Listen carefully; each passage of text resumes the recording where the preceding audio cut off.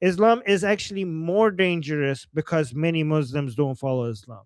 Because it disarms a lot of people put their guard down because they notice how many Muslims don't follow Islam. If all Muslims were acting like ISIS, then Islam would have no, it wouldn't be able to infiltrate anywhere. I People mean, would like, immediately see the threat.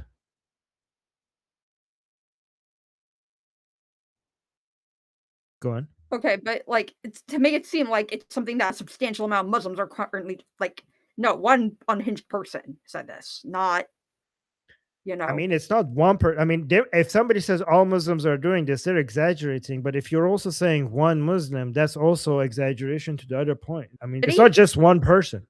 It's not just one Muslim in New York City who agrees with this. I mean, it's probably not just one Muslim, right? In America, I have not seen or heard of anyone coming out saying shit like we need to start banning dogs. You Like okay? that is how. You haven't seen it. That doesn't mean that they don't exist. There are many Muslims in United States who their entire goal is to enforce Sharia law in the United States. I mean, you know Daniel Hariraju and his entire base, right? So Daniel Hariraju is That's a true. Harvard-educated Muslim who wants to bring Sharia law to the entire planet, including the Yeah. United States. Oh my Yeah, god, and his name Harris Hilton is hurtful. he has a huge fan base in America, and he's becoming more and more popular compared to the so-called moderate reformist Muslims. That's an indication that there's more than one woman when it comes to enforcing Sharia law.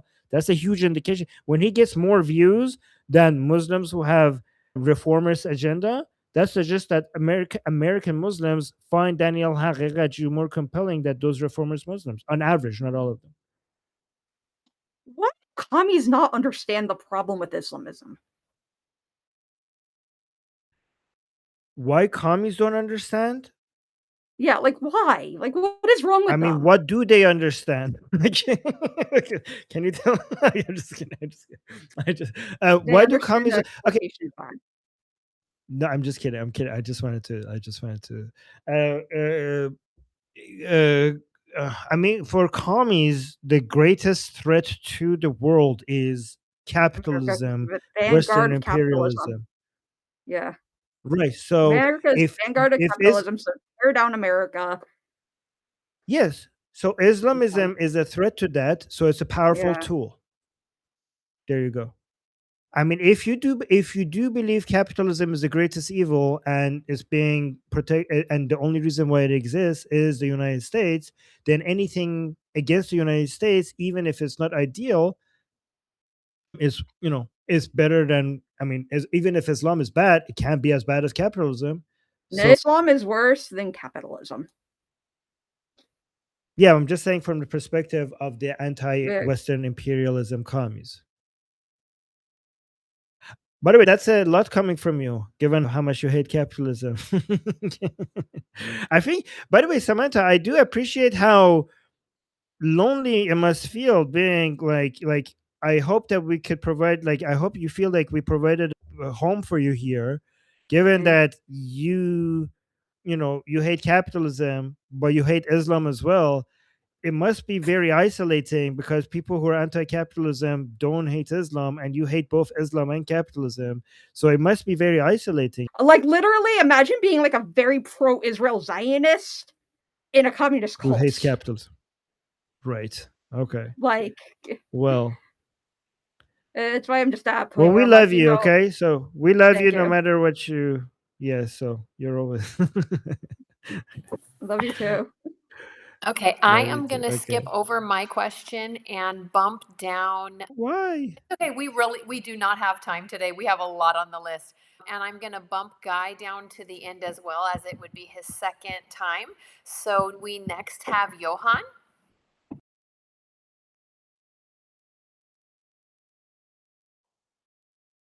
Yeah, that is interesting actually, that there are two large groups that we're kind of missing here. It's leftists that aren't in favor of Islamism, and they're secular Muslims. Like where are those guys, right?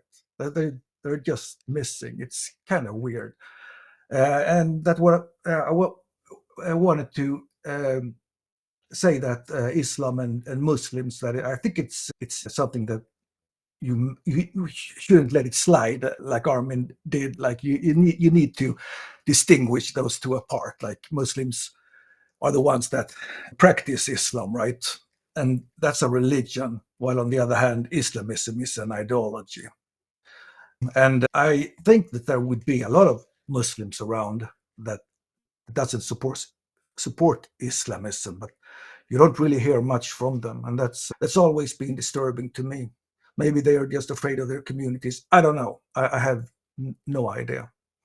But I don't remember my question. I think actually that was covered earlier by Jeffrey. So sorry. Next on the list. Thank you very much. That's one of my I favorite. just want to mention how the way I look at it, I think Islam and Islamism are the same thing, but Muslim and Islamists are two separate things, right? So the reason why Islam and Islamism is the same thing is because the idea of Islamism is supposed to be political Islam, like the version of Islam that wants to rule, to have Islamic rule. But there's no version of Islam that is not political. There's no version of Islam that doesn't want Islamic rule. So Islam is political to its core, and Islamic rule is fundamental part of Islam. So much so that if you remove it, it's not Islam anymore. So Islam and Islamism are the same thing. However, you could say Muslim and Islamists, because even though Islam is political, not all Muslims believe that. They're wrong, but what can you do? A lot of people suggest, like, oh, they're wrong about Islam, so they're not Muslim. No, they're Muslims who are wrong about Islam. You're still a Muslim even if you're wrong about Islam, right? So there are a lot of Muslims who don't fight for Islamic rule, Muslims who believe in secularism. And by the way, Johan, you're right. They're missing in action, except in Iran. A lot of people suggest that, these so-called moderate, secular Muslims, they're irrelevant because we never see them when we need them. Like, they're not even part of the equation, so who cares? In Iran, though, I must admit that the anti-Islamic Republic Iranian Muslims have been a significant part of the revolution. They need to be recognized for it, and they need to be seen. But yeah, the rest of the world, there's like, I mean, I'm not saying if it's true or not, but there's a lot of people who have noticed that, at least mentioned that they're missing in action. But yeah, just a Muslim who is not an Islamist is somebody who thinks that Islam doesn't teach you that you have to rule Islamically, that Sharia is not necessarily mandatory. They're wrong, but even they're wrong, they're still Muslim. And an Islamist who thinks that Sharia. By the way, a lot of people who you would think they're moderate Muslims, they actually do believe in Sharia and enforcement of Islamic law. So I don't want to dismiss how significant, how big they are. A lot of Muslims are basically good, decent people, and they should be recognized as such. But I do want to warn you about, there are a lot of other Muslims who live normal lives, but if given the opportunity, they would choose the ISIS side, right?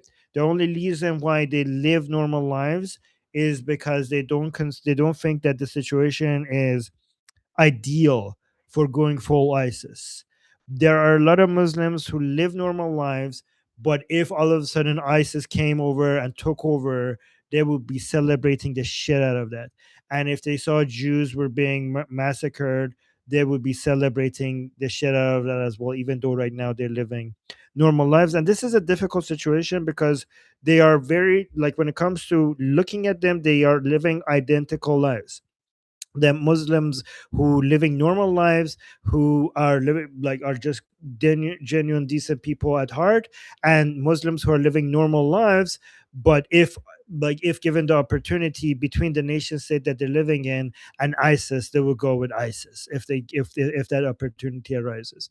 And I bet you that even though, like, these Muslims might even be neighbors, and the first type of Muslims will be shocked to see that second type of Muslim that used to be just their normal neighbor to all of a sudden be like celebrating beheading of Jews. But and the challenge is that we don't know who's who. we don't know which Muslims who are living normal, decent lives right now are the type of Muslim who would just be losing their mind with happiness and joy with the massacre of Jews if they given the opportunity. So that's why I recognize how sometimes you need to be people who are in favor of indiscriminate ban on immigration from Islamic countries. If you tell them, but look, this is a good, decent Muslim person. If they basically say, you know what, I don't know anymore, why even try? Like, I sympathize with that, and I know that's unfair to a Muslim who would never do anybody any harm, but again, survival is the most important. Survival comes first. Being kind and being just and being fair is secondary to survival of your nation state. I want to add then, I just think it's easier if you keep those separated, because we heard that earlier. One, yeah, dogs are unclean and they shouldn't be. That has to do with religion, like that Islamism, right? That's not secular. You want to have laws that's based on religion. Well, if you're just a Muslim, yeah, you can think whatever you need to think. Like, it's just religion. You're basically free to choose that path. But once you make it into politics and want to form laws, that's when it becomes problematic. And for me, it's a very clear line. I can immediately tell the difference. And I think it's getting clouded a lot, and because people find it hard to distinguish what it is. Yeah. All right. Thank you so much, Johan. Next, we have Adam.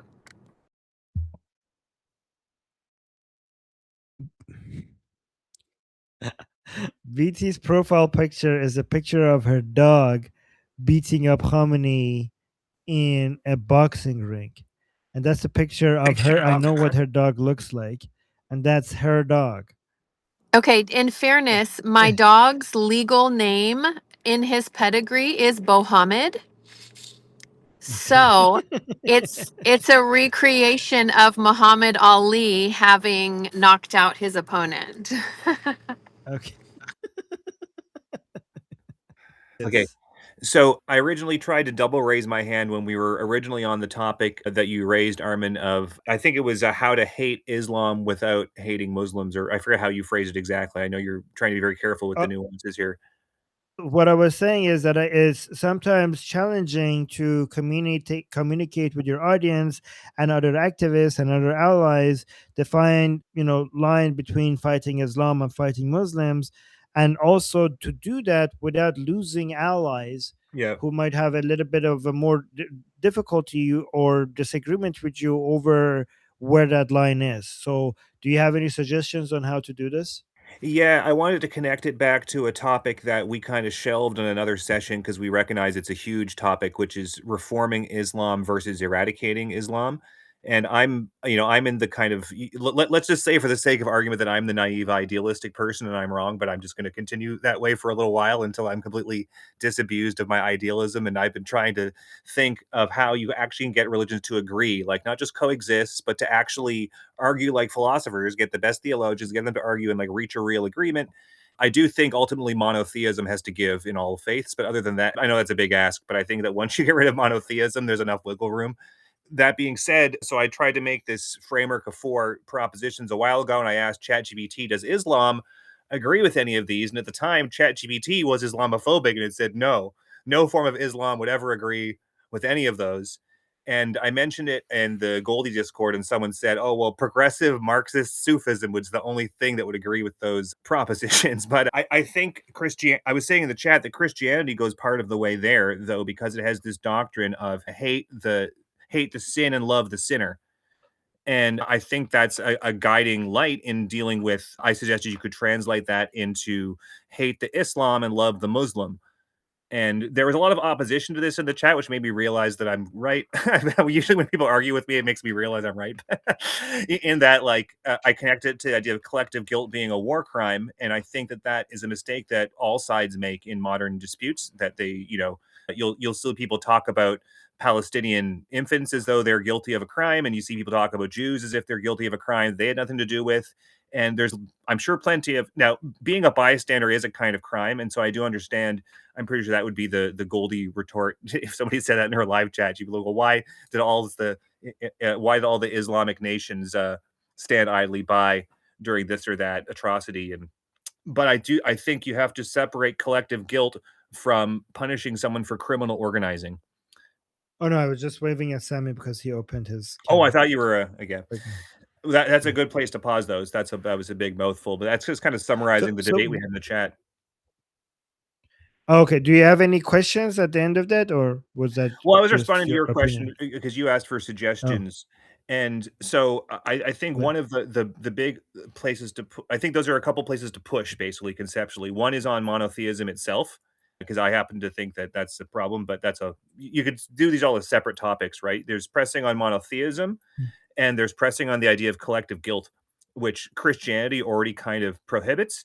And it's also in war crime law, there's a prohibition on collective guilt. So I think you could press So on I both. mean, when it comes to challenging Islam, there's so many different ways, right? And I think all of them work, and we need all of them because different Muslims respond differently, right? You could challenge monotheism, you could challenge Islamic teachings, the morality of Islam. One of my favorites is to challenge the historicity of Islam.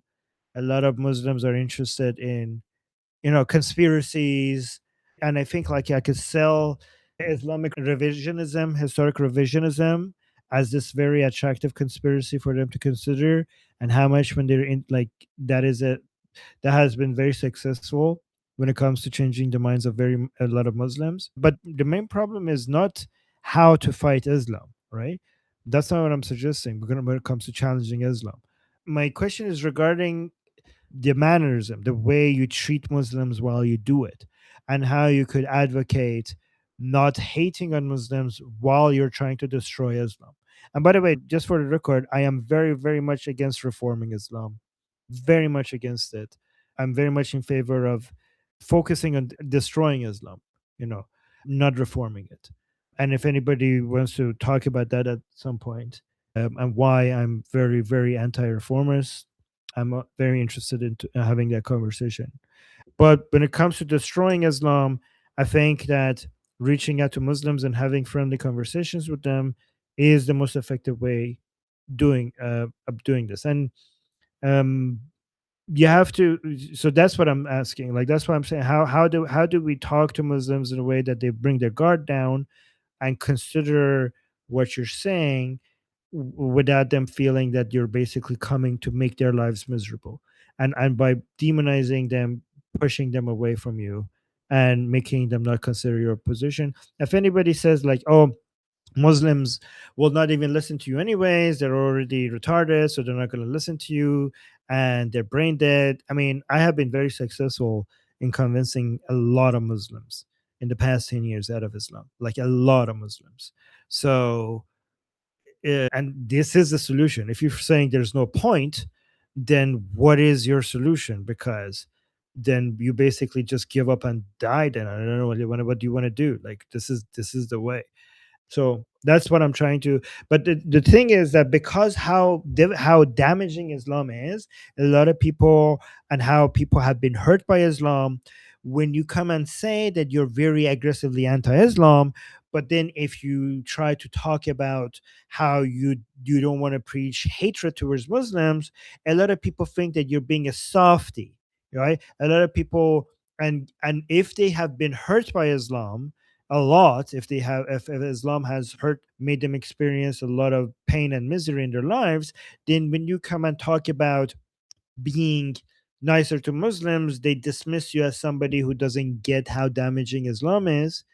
So that's the challenge, right? You have to show them that you are very anti-Islamic, because those people are my allies, and my rhetoric, that my pro-Muslim anti-Islamic rhetoric, might turn them off. So how do you convince them that you are in the same fight with them without them giving up on you as an ally when you talk about not hating on Muslims? That's the challenge that I'm dealing with.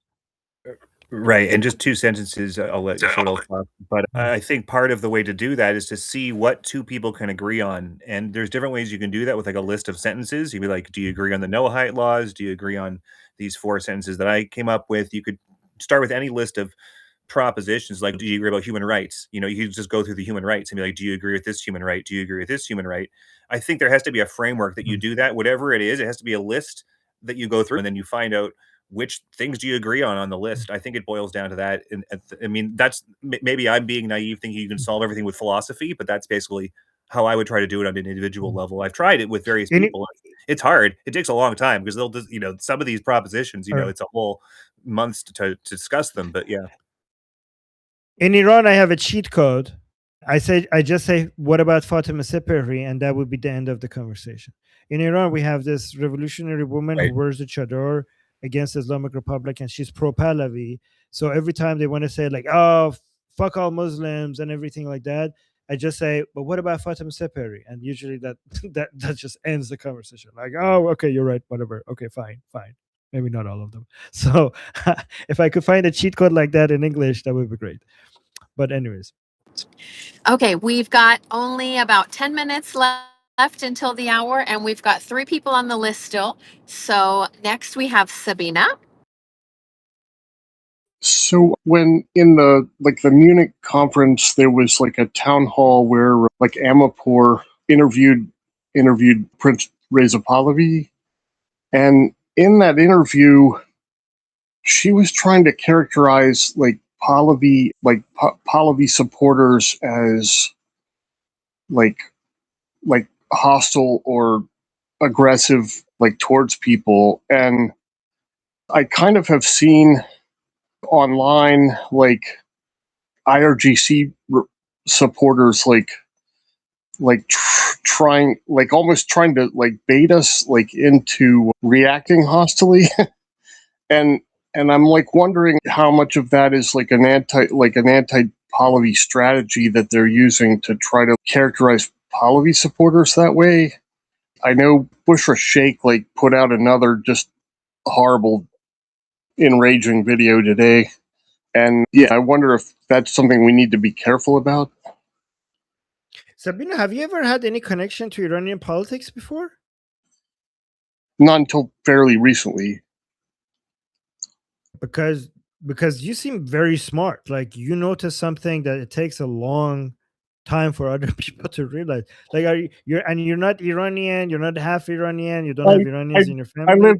lived in Iran as like a 9, 8, 9, 10-year-old child, Okay. and just have kind of followed things to some degree. Okay. I Okay. know a So little let bit me more about the culture than most people that are American, I Mhm. guess. But All right, so let me give some context to people and then tell people why your observation, is very smart. So when it comes to Princess of Pahlavi, there's this constant accusation regarding the way that they behave. One of the main attacks on Princess of Pahlavi is that his supporters are very aggressive online, right? This has been one of the main attacks on Princess of Pahlavi, right? But this also suggests that Princess of Pahlavi himself has very few flaws because the vast majority of the attacks against him is against his followers, against his wife, against his father, against his grandfather, against the people around him, because there's so few things they could find regarding attacking himself. With regards to the pro people being aggressive online, to be honest, that is true because that's true for every side. Because every side, every political position in Iran has a certain percentage of them that are incredibly aggressive, right? What these people don't tell you is that the same level of aggression, more actually, exists on the anti Pahlavi side. But people don't point that out because they do far worse things than being aggressive online. Like the anti Pahlavi side they have murder and terrorism and torture and rape on their record. So pointing out that they are also swearing online, they're like, of course they swear, like they kill. What are you talking about, right? And I mean, even among the leftist groups or Masih Alinejad's fans or Hamid Ismailun fans or the MEK fans, if you go look at how they talk online, they are also, I mean, they are very big fans of the side that they're on. And if what I mean, anybody who does any form of political activity, not just in Iran, anywhere, you know that once you step into the arena, there's going to be some people who are against you who are going to be brutal against you online, and they're going to call you out, and they're going to use words, any form, anything that they could come up with to try to hurt you. But honestly, that's, to me, that is complaining about not like nothing at all. Like, these are just words. They're like just like words. Like, these are just comments. Like what's happening to you? Nothing is. But you're right. That given how that is a common attack on Princess of Pahlavi, now a lot of anti-Pahlavi people, seeing how effective that is to try to dismiss Pahlavi, all Pahlavi supporters, as a bunch of crazy radicals online, they do try to poke at them so that they could record their reaction. I do. I must say though that the only reason why their numbers seem high is because there's more of them. Like, percentage wise, I think anti-Pahlavi people are way more aggressive percentage wise. But because pro-Pahlavi people are just so much bigger, like that's such a bigger movement, even a very small percentage of it going online being aggressive is just going to be such a big number of aggressive people, right? I mean, even 0.5% of all Pahlavi supporters, like we have millions and millions and millions of Iranians. Imagine even if 0.5% of them just wanted to go like act very aggressive against anybody who was anti-Pahlavi online. That is a lot of people that are dedicated to basically. But I do think a lot of them is also fake. So a lot of it is real. A lot of it is MEK active, like, and we know this, like, this is not a conspiracy theory. We know MEK goes online and says we're Pahlavi, and then goes out and says the most retarded shit to try to demonstrate that Pahlavi people are cuckoo. In fact, not like sometimes the MEK does that, sometimes the Islamic Republic does that.